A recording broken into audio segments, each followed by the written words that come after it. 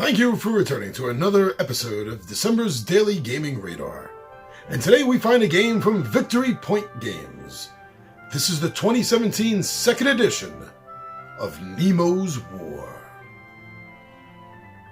Jules Verne's classic novel, 20,000 Leagues Under the Sea, tells the story of Captain Nemo and his astounding ship, the Nautilus.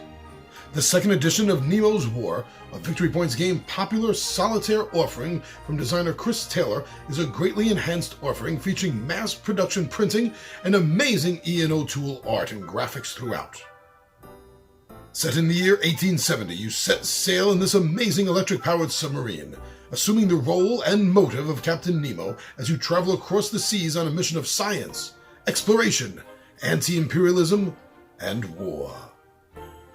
With this supercharged second edition of Nemo's War, prepare yourself for the adventure of a lifetime. Complexity? 3 on a scale of 9. Solitaire suitability? 9 on a scale of 9. Time is measured in action points, which represent approximately 1 week of real time. Each encounter is with one major ship, its crew and contents, and each area is one ocean. Now, when this game, second edition, hit the market, it also was a pretty big award winner. Golden Geek Awards were handed out to it. Best Thematic Game, nominees for Best Thematic Game, Solo Game, Immersion Game. It made a big splash, so to speak. Now, this game was originally intended as a one-player game, although it can play up to 4 players. I believe a lot of that happened because of the Kickstarter. Actually, it blew through a bunch of goals. Now, I love the whole idea that you can play Nemo how you see fit. That you can play him like the novel. Whether you want to play him like that or not, whether you know the novel or not. If you want to, you can just do whatever you want with him. Because the game gives you options. It's going to give you an options of what your motivation is. Is it scientific? Is it exploratory? Is it warring with imperial overlords?